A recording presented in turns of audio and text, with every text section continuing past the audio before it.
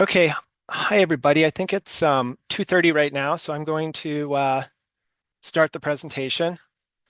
Um, if anybody's having trouble hearing me or anything, just write a message in the chat. I just wrote a little message there. Feel free to during the presentation write messages in the chat, or um, if you want to, yeah, just speak up and ask questions. Um, so,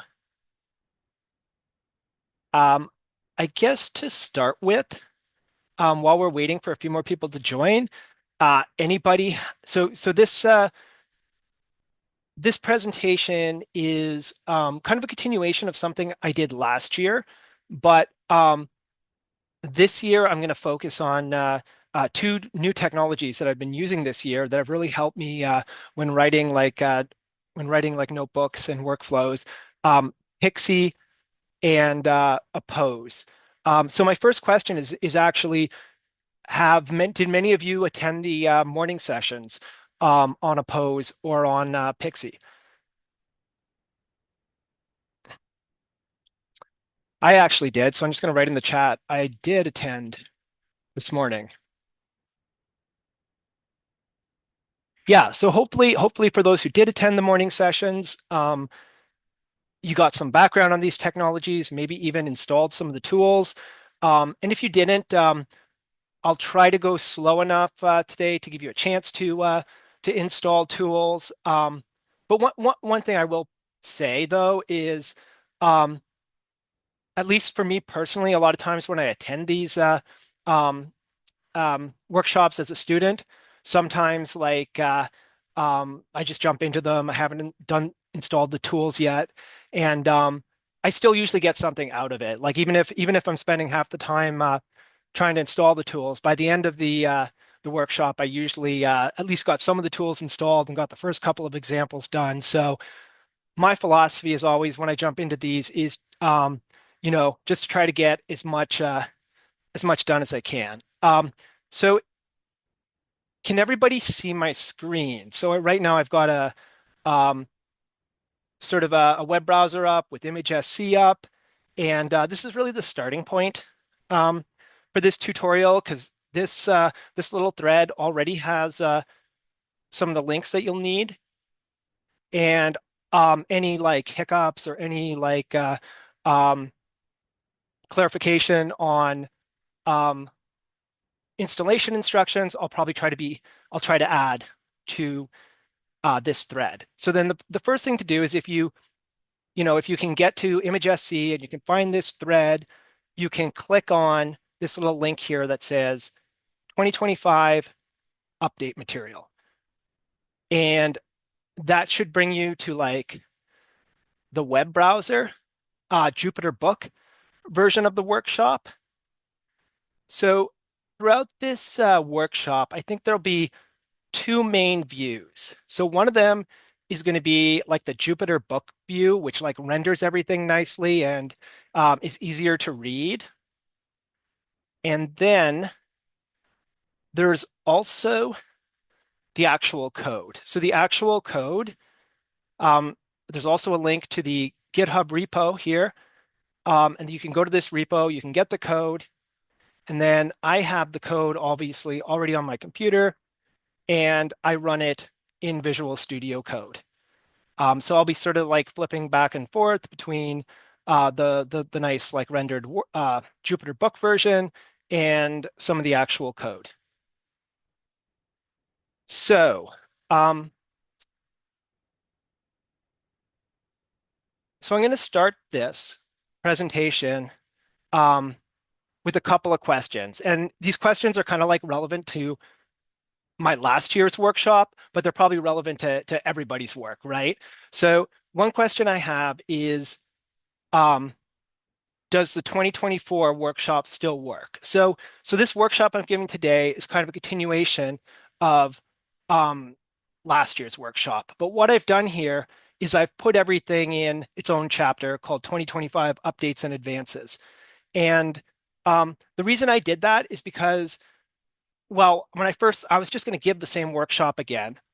But when I sat down and actually started going through the examples from last year, I realized they might not work this year, right? Um, have other people run into this problem that when you're using like Conda and Python, that something that seemed to work last year, just a year later doesn't work? It's often like a pretty common um, problem because of like dependency drift. So um, a lot of times, even if you try your best, you write like installation instructions, and even if you version everything, sometimes things don't work a year later because of something called like transitive dependencies. Like the dependencies that your dependencies depend on sort of change over time. Um, and a second question I have here is, would the 2024 workshop examples still produce the same results? So that's like a related but slightly different question. So like if you can install everything perfectly still, would you get the same results a year later? And the answer actually is maybe not. So one of sometimes like um, if you don't like precisely pin all your versions, code changes, models change. A good example is Cellpose. Like within the last year, Cellpose has transitioned from like being based on UNets to being based on SAM and transformers. And if you've read some of the questions on ImageSC and stuff, you might, or if you've experimented with this yourself, you probably know that these two versions of Cellpose, both called Cellpose, very similar APIs, can at times produce like really different results. So the motivation behind this sort of new chapter, the 2025 updates and advances, is to just like examine a couple of technologies that can make our notebooks more robust, and then give some deep learning examples using those technologies. So the two technologies I'm going to talk about, I'm going to use today quite a bit, are Pixi um, and Appose. So in this workshop, you have links to the Pixi homepage, and if you haven't already, from there you can find installation instructions. So again, anybody who doesn't have Pixi on their system, what I would do is if I was in this tutorial and um, I didn't have Pixi yet, I would try to install it and then try to listen best I can. That's actually what I did in an earlier tutorial on, I think it was Easy Omero. I spent most of the time installing Omero, but I still tried to listen as best I could. And by the end of the tutorial, I didn't follow every single example, but by the end, by the 90 minutes, I got Omero installed and I got the first couple of examples working. Um, so yeah, so Pixi, and I'm also going to talk about Appose a bit today. And the cool thing is that once you install Pixi, that should take care of, if you get Pixi working, it should take care of like our Appose installation. So um, Curtis described Appose in a lot of detail this morning, but um, for Python, so these examples are going to be in Python, and the main thing I'm doing with Appose right now is using it to run like conflicting deep learning frameworks in the same like notebooks or even the same plugin. So when you have these different deep learning frameworks where the Stardist, Cellpose, SAM, where the dependencies might conflict, it helps us be able to run both. And then the other cool thing it does is it can also allow us to do things like run different versions of Cellpose um, and compare them in the same workflow. Um, Yeah, and then the final thing I'll say is there's data that goes with this workshop. So if you get to the data link here, click on the data link. I always, for some reason, this is always a big pain to me getting like for some reason, Markdown sometimes mangles um, Dropbox links, but I think I have it working right now. And yeah, so I think we have this link to the data, so you could download all this data if you want, or you could download it per example, if it's taking a long time. But yeah, that's where we should get a link to the data. And then I just noticed we've got a link to the forum question posted in the chat, so anybody should be able to get to the forum question, then start to get to some of the other material. And if you need me to go back and clarify any of the links or show them again, please, I'm monitoring the chat right here, so please, yeah, just ask. So, Pixi. Okay, so I've switched here to like the GitHub view of this workshop repository. And you'll notice that there's a folder here called Pixi. If you've got the code locally, I've got it open here in Visual Studio Code. Here's the same folder called Pixi. So what we've got here is several subfolders, and each of them represents like a Pixi project. And the Pixi projects are defined by these TOML files. So if you look at one of these TOML files, they have the name of all the dependencies that you need for your project. So the cool thing about Pixi is, even if you're like a little bit sloppy and you don't do a great job on defining, like pinning all the versions of the things you're using properly, Pixi is still really useful. So you can see in this thing, I've defined a few dependencies and I have Appose here, and I don't even have a version on Appose. But the real secret sauce in Pixi is that when you install things, it creates this lock file. And the lock file is much more complex, but it contains the exact versions of everything that was installed. So once you have the lock file generated, you have a complete record of everything that worked. So the TOML file, a lot of times it can be vague.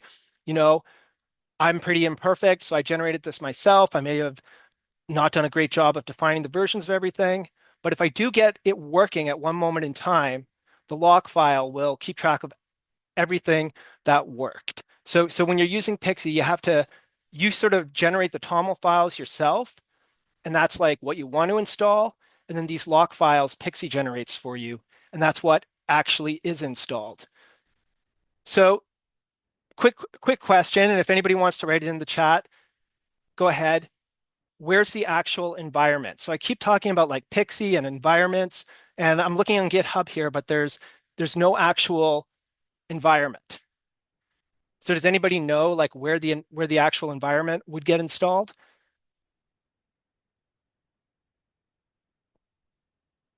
So I'm gonna actually write that in the chat. Where is the environment installed? Yes, locally. Can't see it on GitHub. So it's local. So if I go back to my sort of local view, I'm looking at the code on my machine. I have my Pixi environments, and then I have this other little folder called .pixi, and the environment it is in here. So yeah, so I think the environment's almost always called just default. They always follow the same structure, but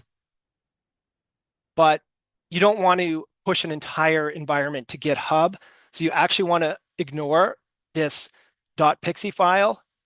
But it exists locally, and this is your environment. And for certain operations, like using Appose, you kind of need to know like where your environment actually is and what the like complete name is. And I'll get to that in just a second.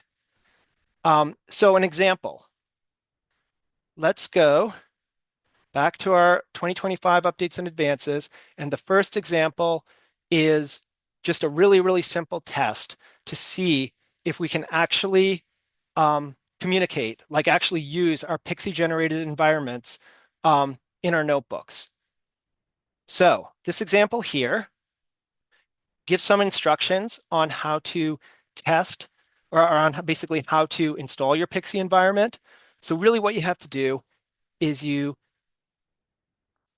probably it's easiest to use the terminal for this. Like if there's a GUI way, I don't know about it. So if somebody else knows about like easy GUI ways to do some of this, that would probably make another great workshop because I know a lot of people that sort of use the terminal don't always know like about GUI alternatives.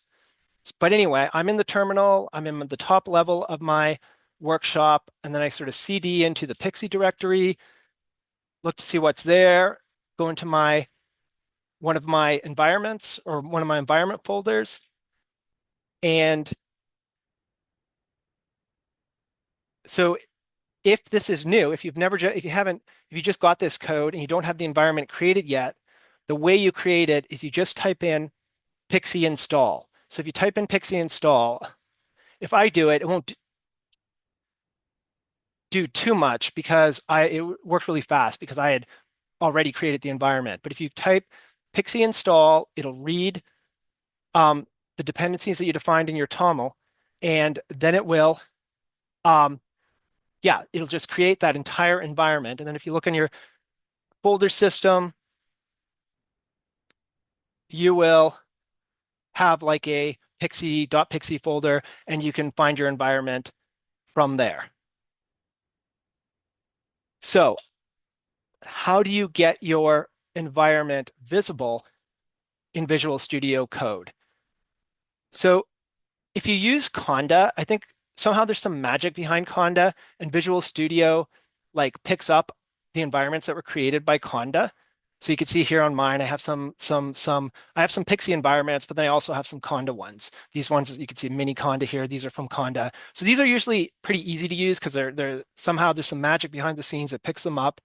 But the Pixi ones, at least in my hands, I found there's an extra step you have to do, at least on my system, to get to see the environments. So if I go to my example here, this test Pixi environment, there's another step right here. And it says to register the environment so VS Code can see it, you have to run a call through IPyKernel to actually like sort of install or register the environment. So you can see here, I've got this. If you copy this code, if you manage to generate the environment to install it, run this. The second thing you need to do is run this same code in the environment folder. So like what you would do is you could just copy this, go back to your terminal and paste it. And then that should like sort of register your environment. You might have to close down Visual Studio Code and restart it. But after you do that, you should see these environments appearing like on your list of available environments on the Visual Studio Code view. Now, I don't use I think I meant actually the browser view of Jupyter Notebook. Lately, I haven't been using that too much. I think they should also appear once they're registered. They should also appear in your browser view if you use that. I don't know for sure, but maybe that's maybe something for us to follow up on. Is maybe in the workshop thread on ImageSC is if there's special instructions to be able to see these Pixi environments in the Jupyter browser view. Maybe some of us can try to figure out exactly how to do that. But you can see here that I have registered some Pixi environments so I can see them. And if you go back to my registration command, one thing I do is there's like a display name parameter. I try to give it a Pixi prefix sort of in the name. So then that I know like I don't get confused like what's from Conda and what's from Pixi. I can see, oh, here's the ones that I generated with Pixi. So yeah, so I have that. Then this little notebook doesn't do much. It just imports it just imports Appose, imports another plugin called Napari AI Lab that I asked to be installed just to verify that they're actually there. So pretty simple, but this little notebook is little tiny notebooks like this, at least for me, are really useful to just like in a really super simple way verify that things are working as expected. Any questions about that? Any comments or questions so far? Okay, so I see that is there a risk that Pixi will interfere with Conda? Or that should not be the case? Yeah, in my experience, I have not found any conflicts. So basically, Pixi, when it creates environments, it um, creates them in like a self-contained way. So they should not interfere at all with the Conda environments. And there's actually, um, when I get onto some more complex examples, I'm going to mention this again, but something that's important and sort of related to this question is something called Pixi shell. So there's when you are in like your Pixi folder, that's the folder with your pixi.toml, you can run a command called Pixi shell. And that's like really kind of important because that does something comparable to like activating a Conda environment. So like your Pixi environments and your Conda environments are kind of separate. Conda environments, you can activate them from like any directory anywhere, and they don't know anything about Pixi. As far as I know, the way to activate a Pixi environment is to type Pixi shell in the folder with your toml where you created the environment, and then it'll kind of switch your terminal to a um, to like a mode that's kind of equivalent to where the Conda environment um, to a mode where a Conda environment is activated, and that can actually be important in a few like deep learning cases where it might be where it could sometimes have trouble finding like native dependencies. And I'll explain in another example, I'll explain what I mean by that a bit further. And actually, if I'm going to move on from this super simple example to a little bit of a more complicated example. So this next example, so in this workshop, our next example is microsam. So this is a fairly standard microsam template. I probably copied quite a bit of it from the microsam repository. And the only wrinkle is really I want to run microsam using a Pixi environment. So there's some instructions up here, and we have to sort of do the same thing we did with our first little environment. Um, Let me go back to my Pixi directory, look at all the environments I've created. I have a couple of I actually have two microsam ones because they each have a different version of Cellpose, but either one should actually work for microsam specific examples. So if I say, let's go into microsam Cellpose 3, all I would do in this directory is do the Pixi install, which I already ran before the workshop. And then I would do, after that, the register command. And then this would add this. And in this case, I register my microsam Cellpose environment here as Pixi microsam Cellpose, and then I should be able to see it on my list. And I can here microsam Cellpose 3. So instead of running in Appose, I'm running in microsam Cellpose 3. And all I really want to use this notebook for is to detect if my microsam Cellpose version environment actually works. And one thing that might be useful to all of you is one thing that's a little different, I think, than the microsam template is I actually added like the first cell here is just printing out a bunch of versions. So the first thing you'd want to do is just run this cell, make sure you have microsam, torch, numpy, CUDA, and the CUDA deep learning dependencies all like working properly. So I'm going to run this cell.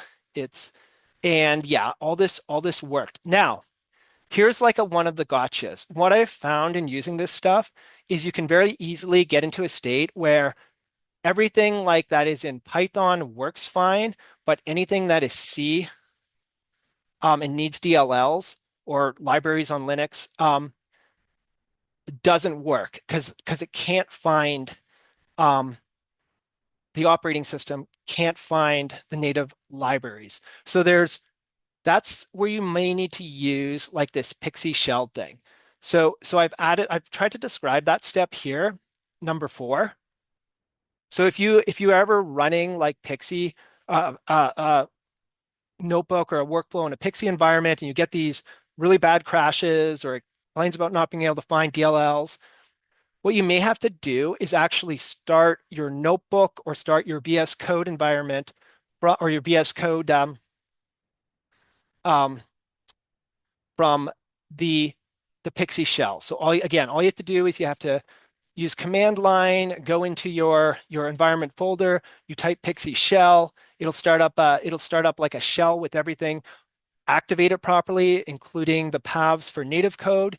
Then you would start Visual Studio Code um, IDE from there. So just I do it with code dot, and then you should be able to then everything, all the native paths should be set up again. So again, that's just like a little gotcha that I've run into a few times. Um, but again, so what you're looking for here is if you're running this, you want to see this run and all the versions being reported correct, being reported with no crashes, and maybe even it'll tell you what kind of GPU you have. Then you can go on and do your like microsam specific imports.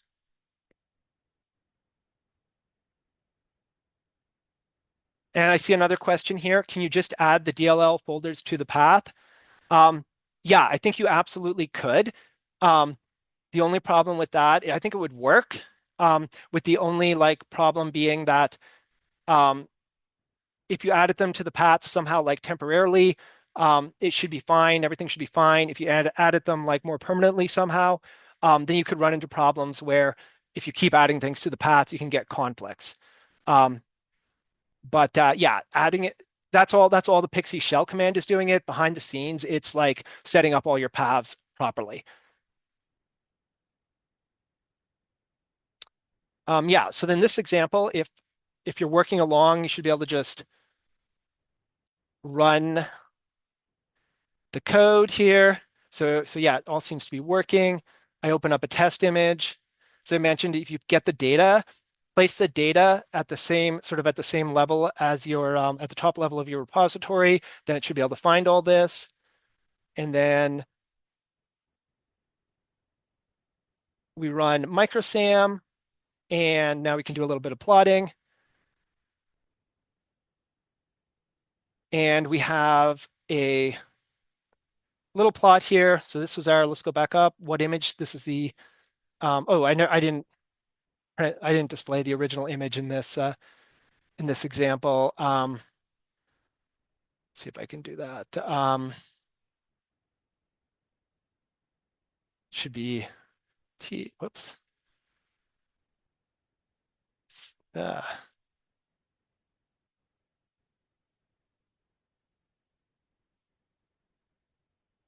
let's just quickly, there it is. So these overlays take the color out of it, but this is our original image.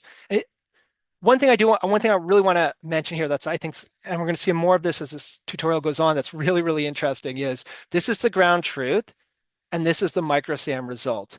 And there's totally, I think, fascinating thing is they're really, really close. And you notice here that this is a the ground truth is a human annotation from I think it's from one of the deep learning contests. And in this example, they decided they're going to annotate anything that's stained, but anything that's unstained. I'm not a biologist, so I don't know why these blobs are unstained. If anybody knows um, why what these gray things are, or these white things are, um, please add to the chat. But the interesting thing is during the annotation, they annotate everything that's stained, which definitely might be the right thing to do for this application. But the model learns that, right? So it's a generalist model, but it does learn not to segment some things. And where this becomes relevant is we've seen on the forum, yeah, we've seen on the forum people trying to use like microsam or CellposeSAM for slightly different applications, or an application, Andrew says that these are possibly red blood cells with no nuclei.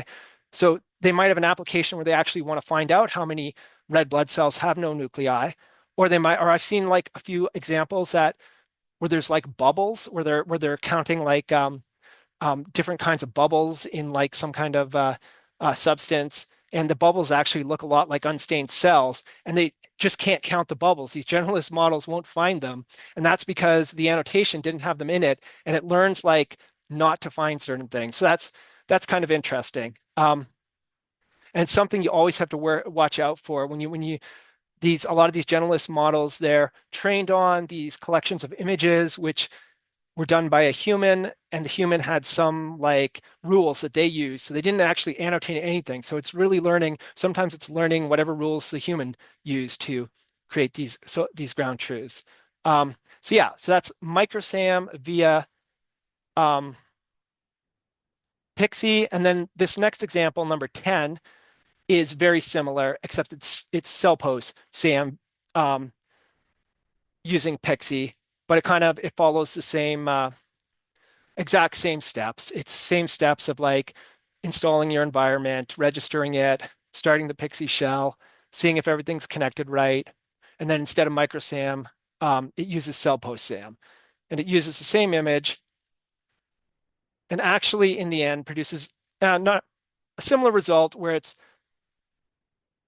both CellposeSAM and microsam were actually trained on this image, so they're both producing similar results where they're doing an okay job at copying the annotation. Okay, so and then just another question I just saw here, Pixi repos are installed per folder, right? You cannot access them globally, unlike Conda. So in a way, like it is a virtual environment. I actually, honestly, I've not used virtual environment hardly at all. So I guess I started Python like maybe 3 or 4 years ago, and I just sort of jumped right into Conda. So I don't have much experience with virtual environment, but yeah, it's per folder. So like everything is, there's like no global settings. Everything is per folder. Um, you don't have to worry about messing up your system in any way. If you don't like what happened, you can like just delete everything in the folder except for the toml and then just redo it all. So yeah, as I've been using this, one thing I've been doing the way I uninstall is actually just manually. I just manually delete um, whatever it created if I think it messed up somehow. Okay, so yeah, so I think that's sort of the end of the Pixi examples. We'll still be using a Pixi in some of these other examples, but just before I go on, any final questions on Pixi?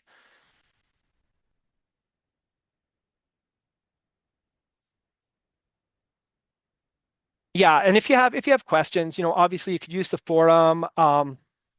There's also like some Zulip chats that are really useful going on. I'm always on like the Napari Zulip chat, which is awesome for Napari, but it's also been like where I've learned a lot about Pixi. So my like introduction to Pixi just started with me like asking on the Napari chat, hey, trying to make Napari with all this um these dependencies, what do I use? And they all said Pixi. So that got me going into Pixi, and they answered like tons of questions on that chat.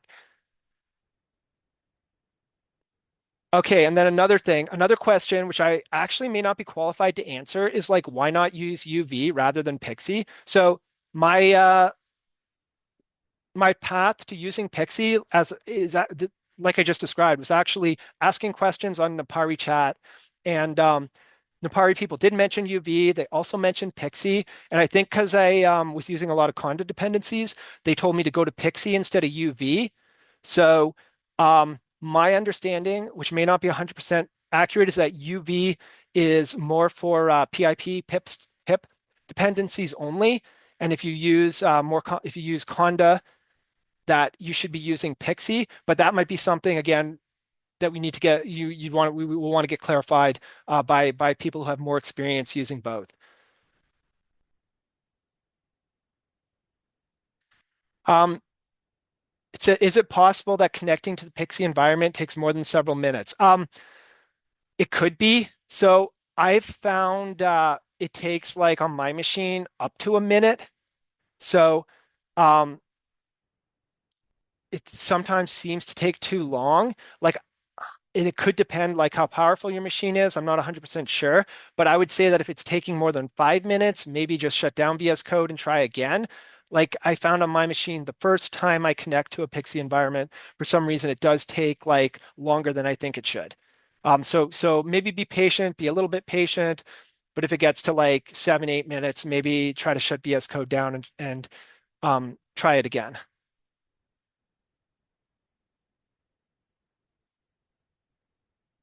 Okay, so let me see if I can get back to our Jupyter book view. Okay, so we did this little Pixi section and gave some Pixi examples. So now Appose. So same question. Did people go to the Appose workshop this morning? Um, it was really cool. It did a nice, pretty complex example, like calling a Python toolkit from Fiji. Um, and I have actually not gotten into a lot of Fiji Appose work so far. Um, my motivation for Appose is to run like two um, different deep learning frameworks with conflicting dependencies in the same notebook. So that's about as far as I've got with it. So again, don't want to portray myself as an expert on Appose. Curtis and a few other people are really the experts.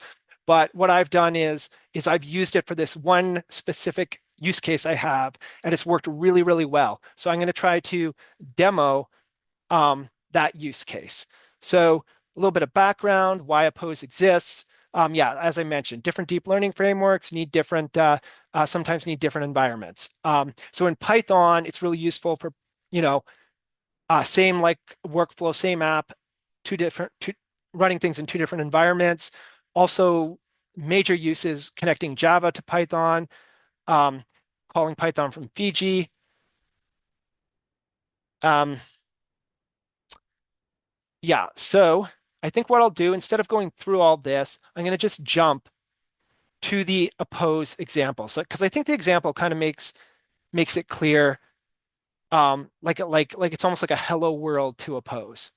So I've got a little bit of write up on Appose here, and honestly, some of it is a bit AI generated. So um, hopefully the AI is getting all this information directly from the powers, the experts.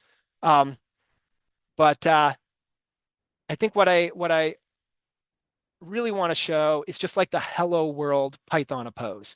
So what I'm doing here is, okay, this notebook here, number 12, test Appose IPython notebook. Once again, I'm going to use one of my Pixi environments. So I've got it set up to run um,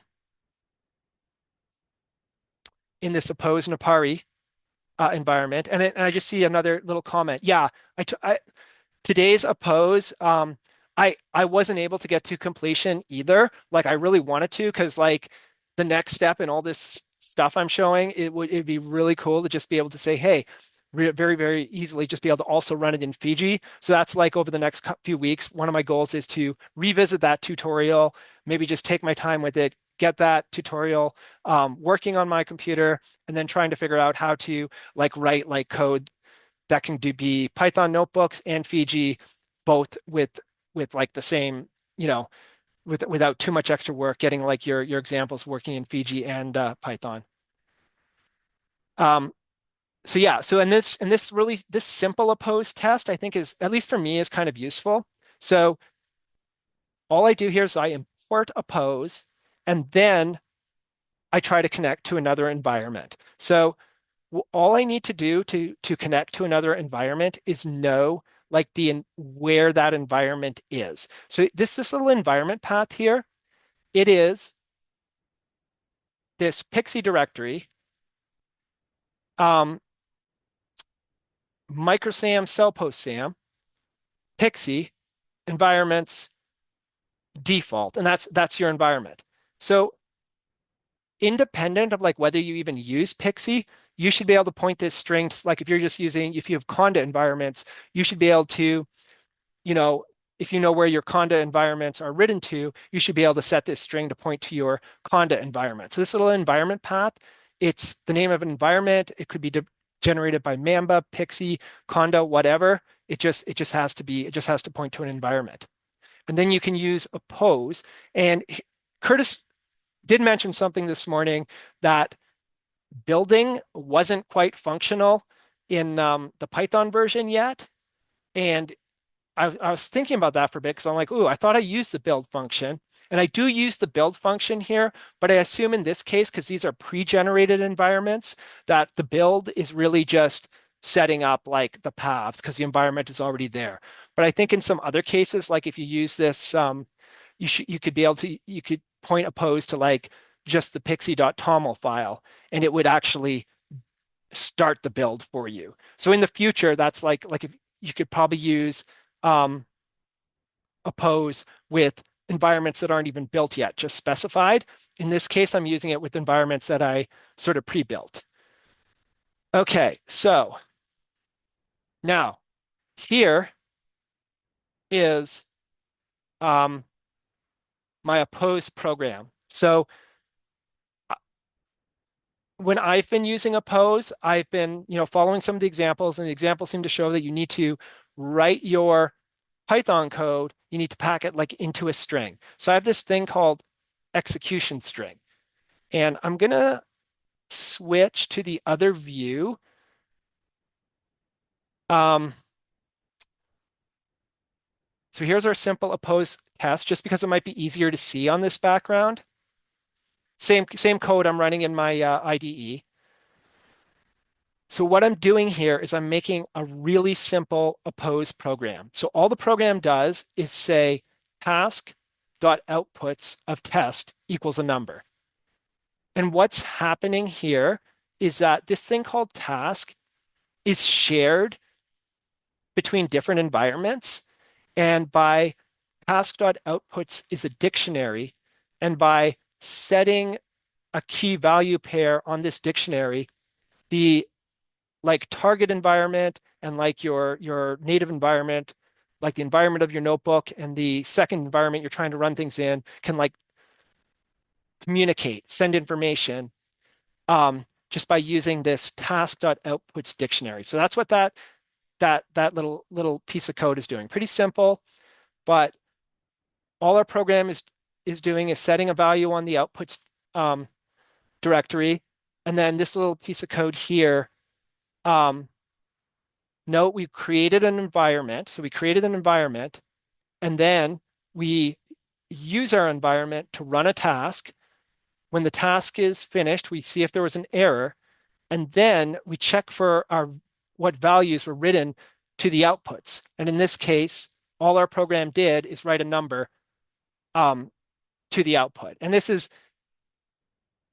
this is like my test, my little first hello world type test for Appose. And I probably should be able to say,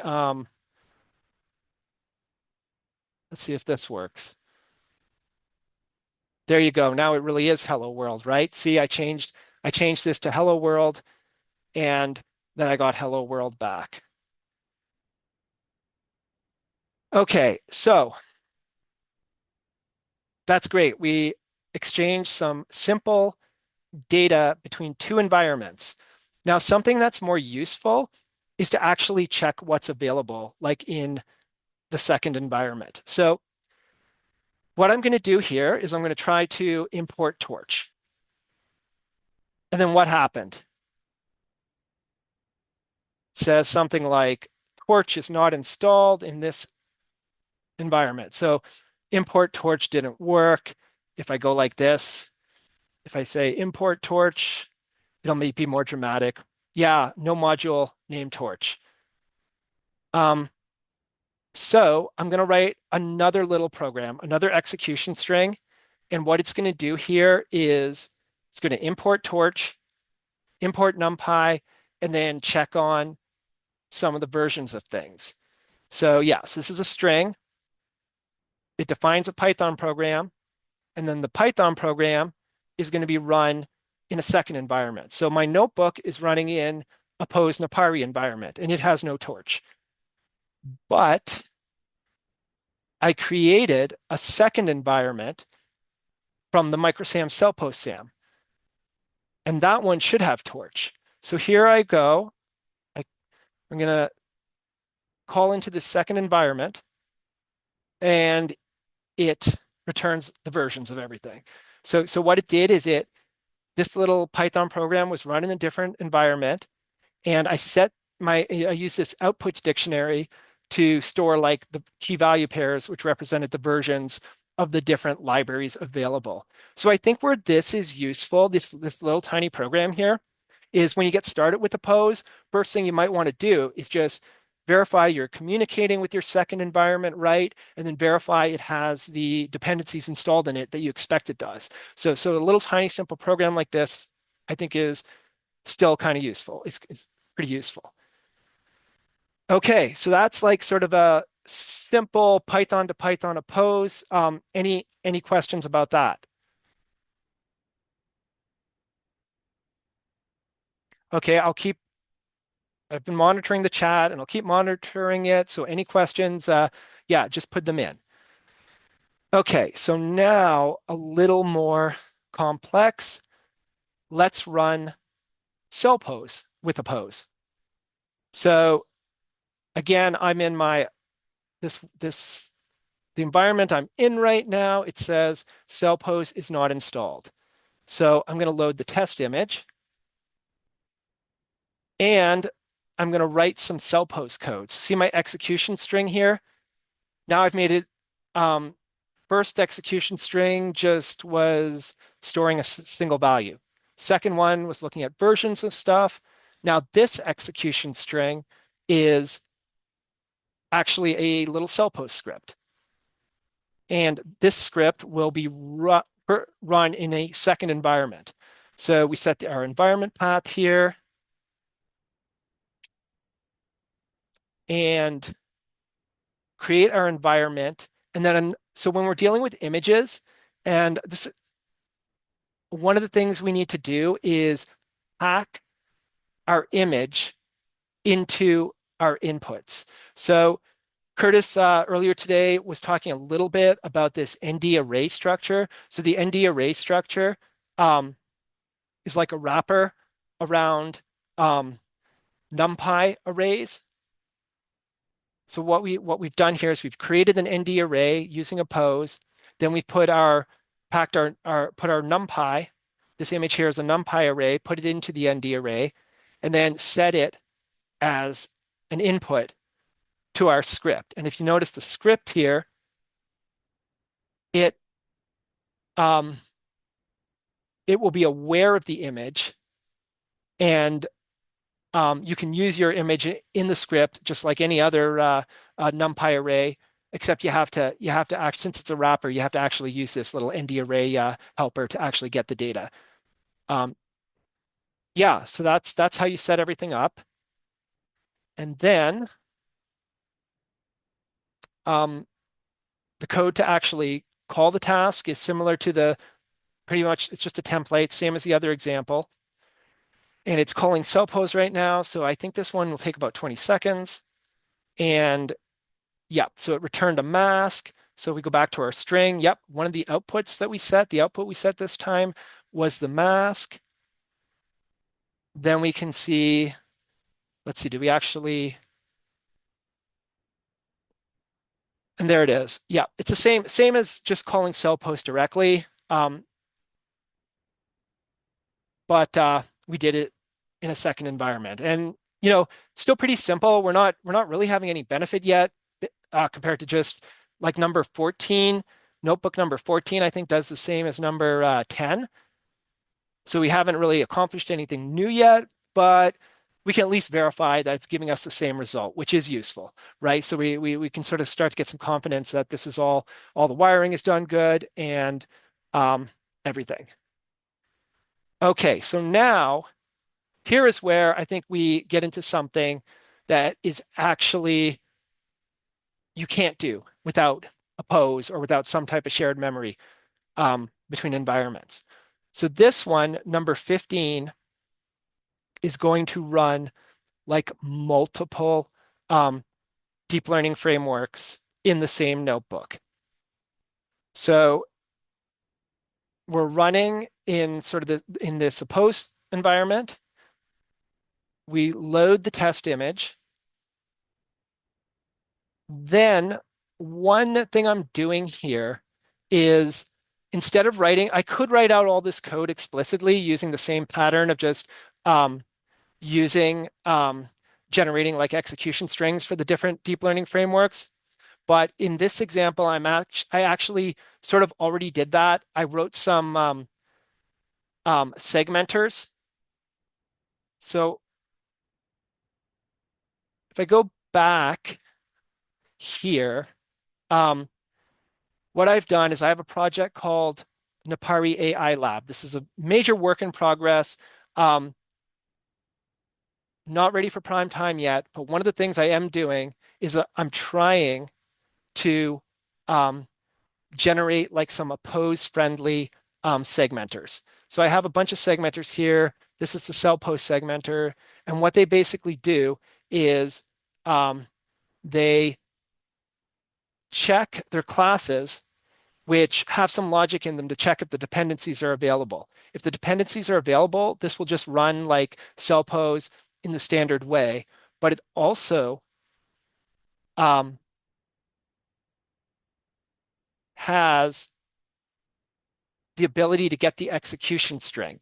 So instead of like writing out these execution strings in every single notebook, I'm sort of dabbling with some ways to actually, um, you know, make some classes that will return the execution strings you need for different like scenarios. So this has a big long Cellpose execution string in it. Um, so then the goal would be to eventually, get to a point where we can write some make the code a little more concise. So we get these segmenters which are Appose friendly. Um, so I import these. Then it says Cellpost local wasn't found. Um, but then I can use I can pack like all the logic to get the execution string, create the environment and everything into sort of like a utility function. So I don't have to write it out in every notebook. So yeah, so the message here is that this notebook, this Appose run all is just taking advantage of some of the classes and utilities I've written to take advantage of Appose. So if you run this entire notebook, you should see that this first, this cell here runs in a CellposeSAM environment. Um, the cell here runs Cellpose in a Cellpose 3 environment. So the interesting thing here is we're running same segmenter in two different environments, one in a Cellpose 3 environment, one in a CellposeSAM environment. And did I do microsam too? I can't remember if I did microsam for this one. Maybe I didn't. Let me see. Let me just go down to yeah, so I think I just did Cellpose 3 and CellposeSAM in this one. And this to me is a really fascinating result. So I'm looking here, I'm looking at this little plot here. It has ground truth. It has a result from Cellpose 3 and a result from CellposeSAM. What do people notice? Anything?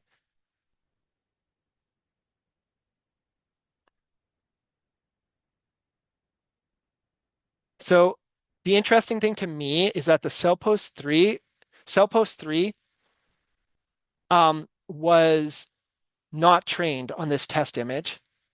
And it's also like based on UNets, and UNets don't have quite as much capacity to learn. So which can be a good thing in some cases. Yeah, and I got this here. Cellpose 3 seems to segment more objects, right? So Cellpose 3 has not like overfitted to this like pattern of not learning the unstained objects.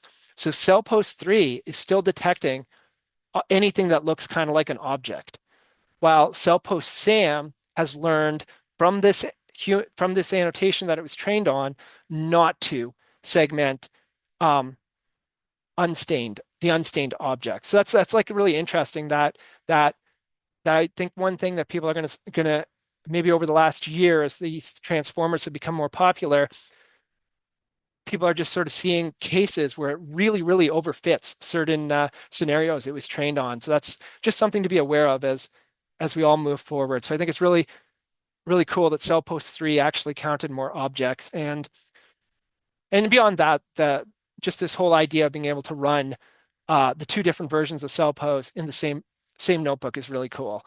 Um, so yeah, so this notebook, if you're trying to run it, study the code, note that it reuses a lot of the utilities I wrote just for conciseness.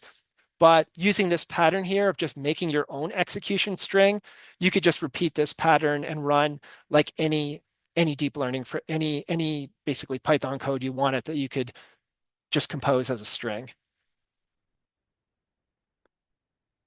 Okay, so I think that's a pose. Any questions about a pose?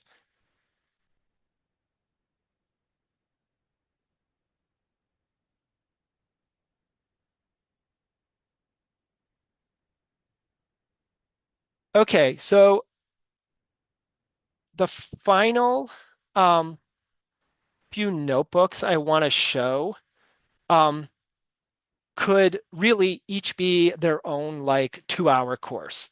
So I'm not gonna be able to explain everything. I won't have time to explain everything in a lot of detail. But what I do want to show or just make clear is just how like Pixi really helps us um, when we're trying to like share examples or share code. So this next example is um, I'm going to show a plugin I made called Easy Augment Batch DL, and a lot of the questions that I uh, answer on the forum, I actually am using this plugin for. Um, because it's really a utility that's really useful to me to help me label things, augment images, train different models. Um, and it's made it like really quick to answer questions. So some of these deep learning questions, somebody posts an image and says what they want to segment. I just start this up, make a few labels, and can train a model.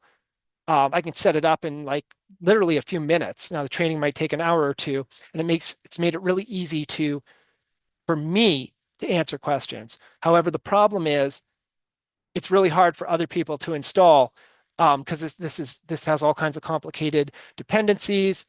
Um, I tried to like make it part of the Napari plugin ecosystem, but I ran into a few issues with that. So the whole idea about Pixi is I'm hoping it'll make it like easier for me to like share my code. So I'm hoping that I could share like a notebook, share like a Pixi TOML and maybe lock file, and then other people will have a much easier time running my code. So this example here just um, opens up Napari. It's using one of these Pixi environments, the MicroSAM Cellpose one, then it's opening up my plugin in Napari. It might take 30 seconds or so for the plugin to open up.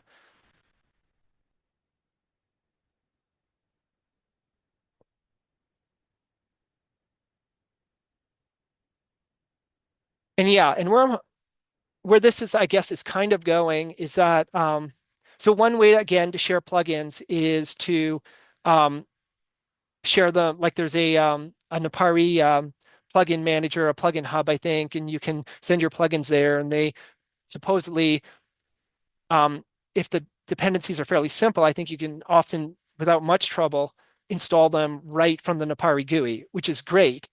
But once things get more complex, that process kind of breaks down a little bit, at least with some of my plugins, I've had trouble getting that to work.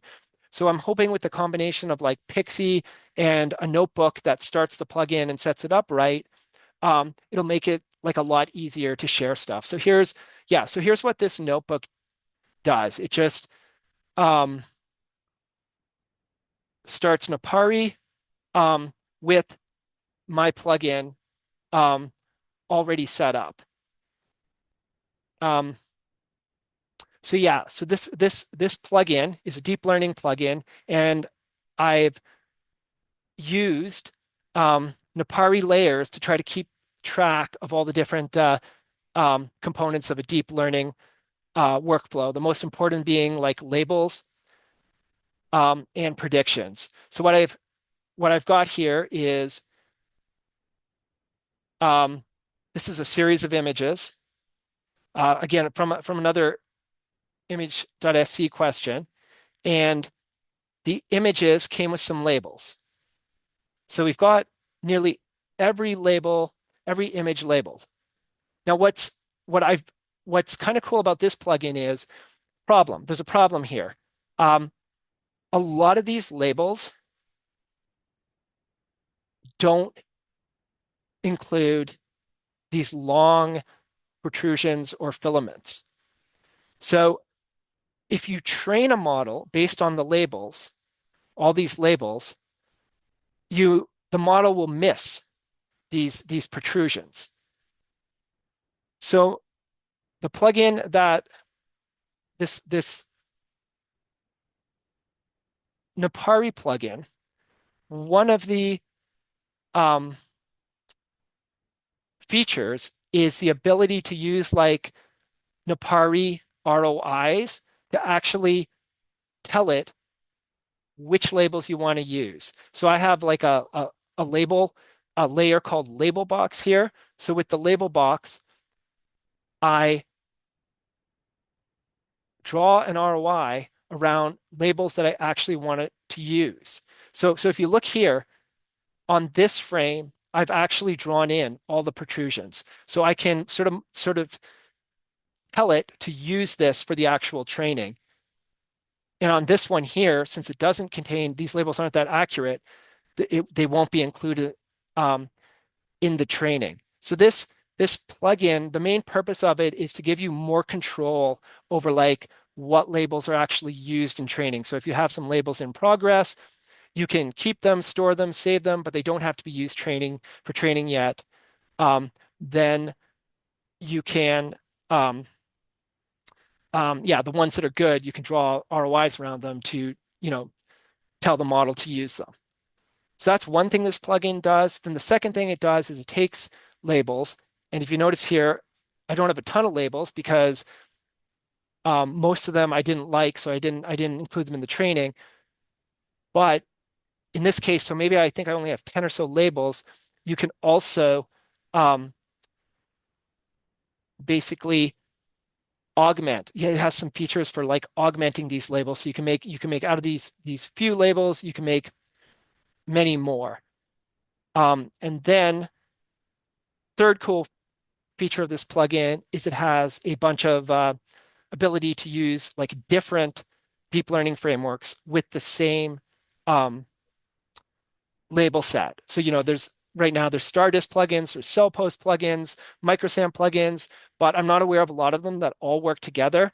So what I'm aiming for is to have all these working together in the same, in the same plugin. And then, like I said, this is like a 2 hour to explain all this. This plugin is like a 2 hour tutorial in itself. The main point I wanted to make is today is just that Pixi makes it so much easier to share things like this. So if I'm answering an ImageJ question and I need to use this plugin for it, what I'm hoping I can do moving forward is share like a notebook that's not too long, share like a pixi.toml file, and then somebody else can on the other side can replicate, like make it easier to replicate like what I did. Okay, so then this next notebook, number 70, um, is basically just this is copied from the SAM repository. It's the SAM training notebook, and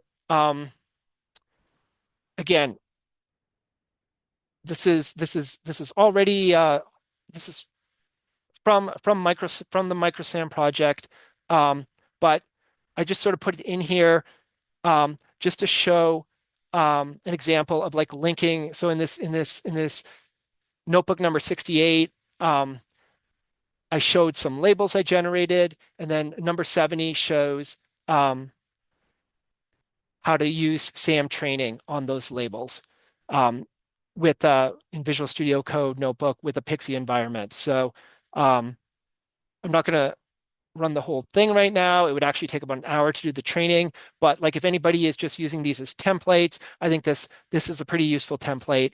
Um, and I've actually been finding MicroSAM to be sort of one of my go-tos like this last year.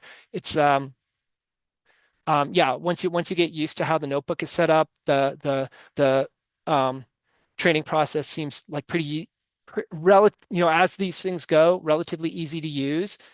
Um, and yeah, so if anybody's doing deep learning training, I highly recommend taking a look at MicroSAM, and maybe some of you have already looked at the MicroSAM.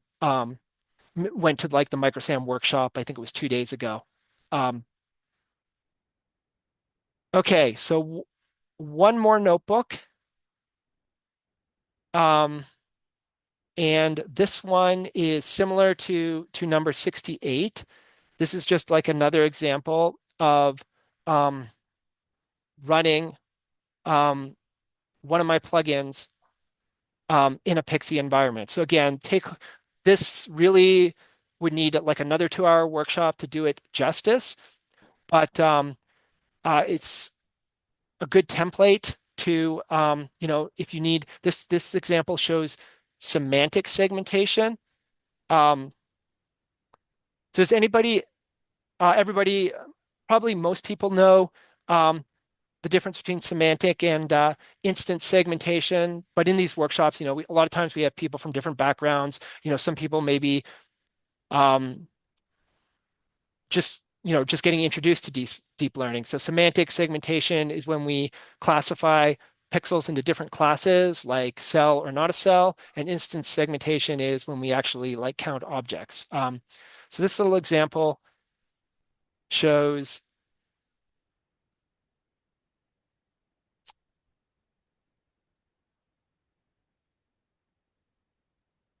how to use um, my Napari Easy Augment Batch DL plugin for instance segmentation. And this is also based on an ImageJ question from Alex Higo, who shared a ton of data with me and gave me a ton of feedback on this plugin. Um, yeah, so this is again Napari plugin, and if you notice here, I haven't labeled everything, um, but I've just labeled some things. Um,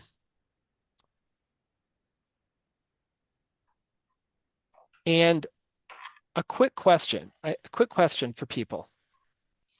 So some of these labels look complete, and some of these labels are like incomplete. Can anybody answer like why I didn't like completely label uh, some of these regions?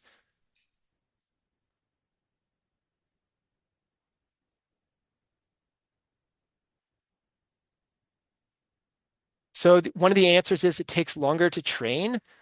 Um, Not quite, but it takes longer to label. So like drawing absolutely everything takes a little bit longer. However, sometimes, depending how your model training is implemented, sometimes you have no choice. Sometimes you have to label absolutely everything. Um, but some deep learning trainers are smart enough to um, use what is called sparse labels. So um, if you use a sparse label, when you're doing the model training, it basically is smart enough to know that some pixels weren't given a value. So you label background, then you label different types of objects you want it to find. In this case, there's sort of a class for I think brain material and a class for vessels. And um, then when you're doing the training, it also notices that it knows to sort of mask out pixels that didn't have any label. Now, not every like model trainer is aware is able to handle sparse labels, so you have to be careful. But if your model trainer can handle it, it can save you a lot of time because in this case, it's a lot easier to partially annotate some of these regions rather than annotate um, everything. Um, so one thing I'm going to show you here is um, so this plugin has the ability to load um, models. So in this case, I trained a model earlier. I'm going to load it. Ooh, whoops. I just messed up a little bit actually because the model I trained wasn't a Cellpose model. So I have to switch this here to a UNet. Try this again. Okay, so this time I loaded the model that I pre-trained. Now I can predict, and yeah, so they're predicted. And now I'm really just doing a little bit of show and tell. Probably the fourth time I've said this, but again, a lot of these plugins are like workshops in themselves. The main thing I wanted to show is like how easy it is to start up complex plugins and set up all the environment and everything if you're using Pixi. Okay, so I think I've gone through all the examples. Um, so yeah, so hopefully this was useful to you. Um, and I'm open for any questions that anybody has.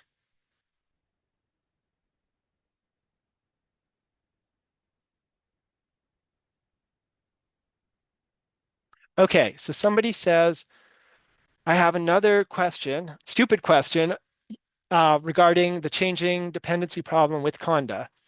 If I create a YAML environment file for Conda and specify version for each of the libraries I want to use, wouldn't this also solve the problem? Okay, here's my understanding. This is what I've been told and how I got on this track to Pixi. So if you write a YAML file, even if you think you're specifying like everything, the problem is that some of the things you specified also have dependencies, and this is called transitive dependencies, and they may not be specified. So like if I install Stardist, maybe Stardist has a dependency, and maybe the Stardist people are really awesome and they specified all the versions of all their dependencies properly. But then those dependencies also have dependencies, and somewhere along the line, you could run into something that wasn't specified. So even if you do it like in these YAML files, um, you even if you think you specified almost everything, a lot of times something downstream wasn't specified and it could still lead to problems. And so what I'll show here is I'm going to go back to my Pixi directory and let's look at one of our things. Let's look at our microsam Cellpose. So I have pixi.toml and I wrote like the stuff I thought I needed, CUDA, Python, microsam. I gave a lot of it versions, but then I got a little lazy and IPY kernel and Monet, I didn't give versions. So to start with, I got a little bit sloppy. But even say I didn't, and say I specified the versions of like everything. Problem. When it actually resolves all this stuff and the dependencies of dependencies, the number of like different things explodes. So if you like inspect your pixi.lock file, you'll see that there's like just tons of stuff installed. Because the dependencies have dependencies. Um, and that's where the problems usually occur. So what Pixi, the thing about Pixi is you have your TOML, which you manually created, but then you also have to keep track of your lock, which reflects what was actually installed. Now, to go back to this question, I do think there are strategies you can use. Like if you create your YAML environment file. I think there's also ways that you can like export a more detailed, once you create that environment, um, you can export like a more detailed file, which contains like the dependencies of the dependencies. And I have dabbled in that a bit. Um, and like my journey was just that Pixi was easier to use than that process. So I got like into the Pixi world. And again, I think a great place to potentially ask some of these questions is if the place I ask them is the Napari Zulip. So if I have a question, so a lot of this is just me kind of repeating what how people answered that question to me on Napari Zulip or in other like presentations I've seen.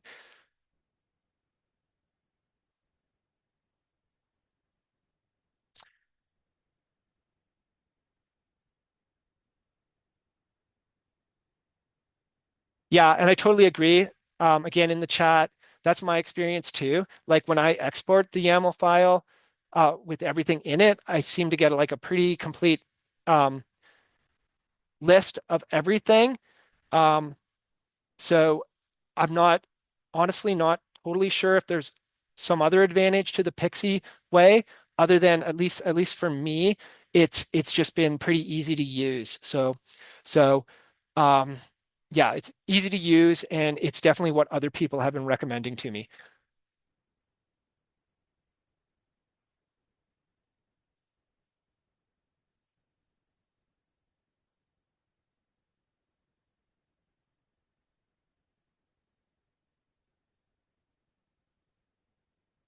Okay, I'm open to any other questions if anybody has some. Okay, another thing.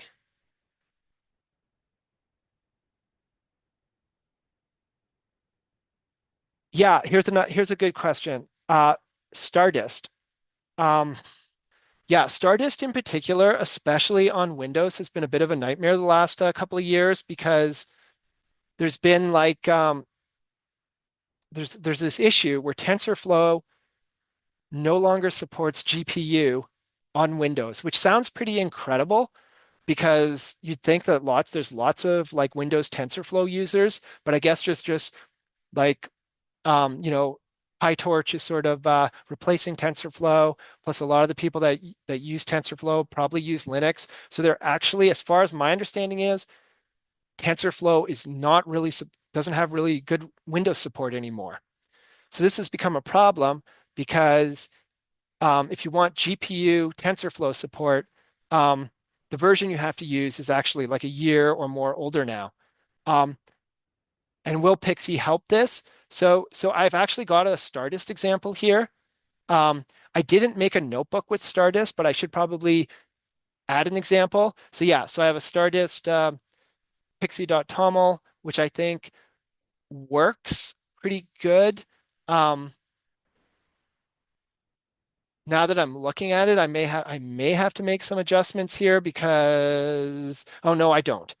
So what I've done here is yeah, this is my uh, Pixie TOML for Stardist. I think one of the key little things here is you have to ask for a TensorFlow, an earlier TensorFlow version for GPU support, because there is actually updated TensorFlow releases. They just don't support GPU. So the not just Pixi, but I think the combination of Pixi and Appose is going to be really useful for this problem because you can use Pixi to um, create the Stardist environment. But because of these TensorFlow issues, your Stardist environment may not play nice with the other environments anymore because everything in the Stardist environment might be kind of old. So then you could actually use Appose to call like the Stardist. So yeah, these two technologies will hopefully help that problem.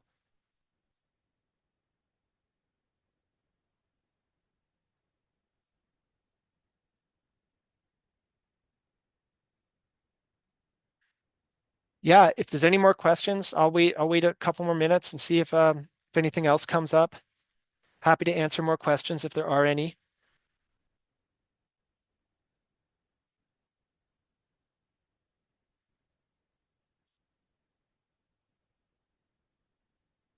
Does does anybody have any like a question maybe for people who are using deep learning libraries between like Stardist, Cellpose, MicroSAM, or other?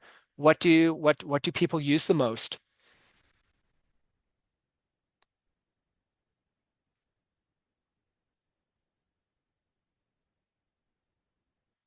So the first answer I got was Cellpose. Now I've got a Stardist.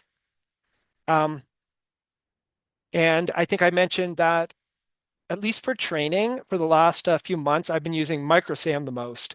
Um, um, and one of the reasons is the microsam seems to um, be a little more stable for training, and that might be because I have an older GPU. I don't know, but I found like microsam is um, I can get through like 2 or 3 hour trainings without any crashes or issues. But I've been having a little bit more trouble with Cellpose, but probably nothing to do with Cellpose and maybe more to do with my GPU is like 5 years old now. And then I'm just looking at the all the questions here, and it seems most people are Cellpose, Stardist, Cellpose. Um, and another question came up here. Um, oh yeah, this is a really, really good question. Um,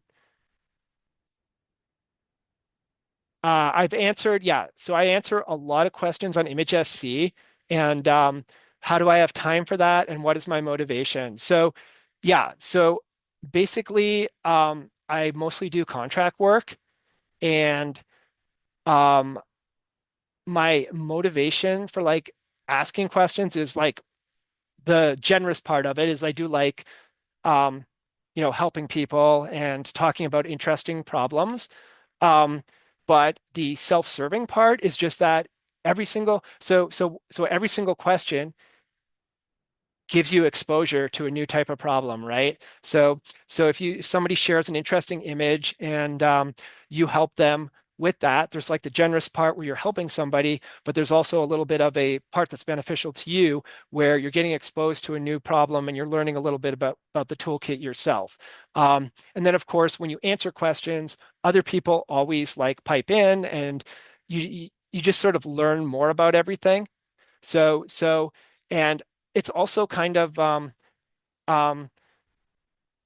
just a way to get your name out there. So I think several of my contract jobs I've just gotten um, just because somebody saw me like being active in the community and then they just reached out to me. So it's kind of like a almost like again, I totally like helping people. I think there is like a altruistic part of it, and but there's also, yeah, a marketing part of it where people, you get your name out there a bit. And I think anytime you answer a question, there's always going to be benefits to the person asking the question and the person answering.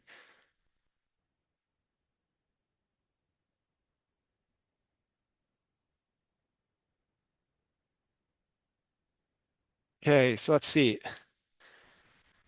So yeah, so then another comment about LinkedIn posts and detailed notebooks, and yeah, and so the motivation for this sort of this year's presentation is exactly is I've um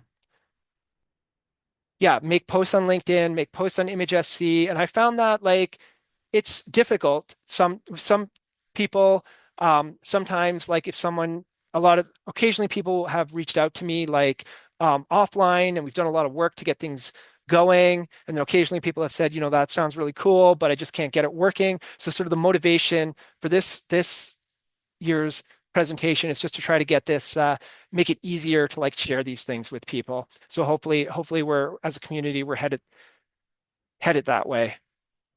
Um, so I see another question, which unfortunately I don't know the answer to. It's about JPX files. So yeah, so sorry, I don't have experience with that. And then preferred tool for semantic segmentation. Really great question. So this on ImageSC, I think there's like Alex Higo and I have been discussing this a lot. And there's a thread on light sheet like brain vessel segmentation um, where the let me go back to this example here. So this example here is um, there's a big long ImageJ thread on it. And we looked at like a few different approaches to like semantic segmentation. And I think what we ended up doing is we used like a Monea UNet. So the thread, I'll have to track it down. And maybe I'll try to put a link to that thread in this notebook thread so people people can find that. But yeah, so my preferred tool is uh, some using Manea, and that requires like a little bit of customization, but I have some examples um, in various places. Yeah. So if you track down the vessel light sheet thread, you should find a lot of information about semantic segmentation. And again, this final example starts up Napari with this data set here is great for semantic practicing, like learning about semantic segmentation.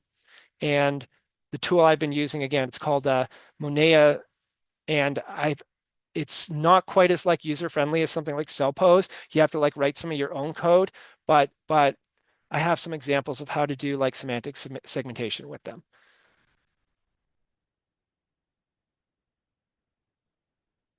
And yeah, and I will follow up with some links on the other thread.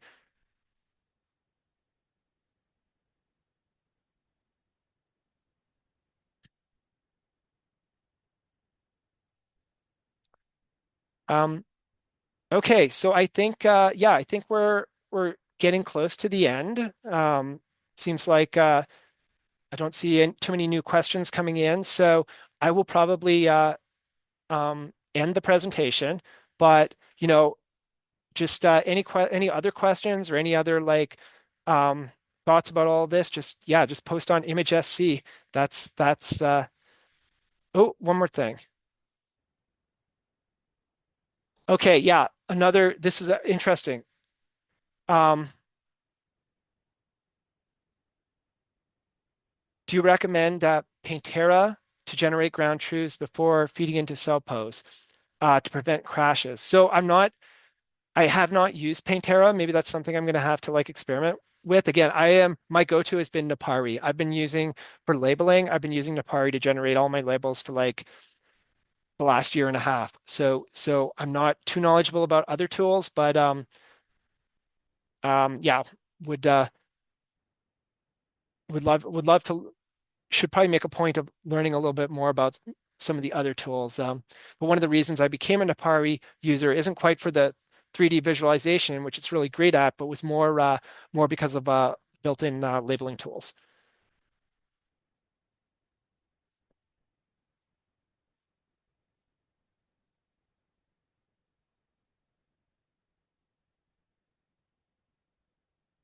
Okay, well, it's almost 4 o'clock, so I think I'm going to end the presentation.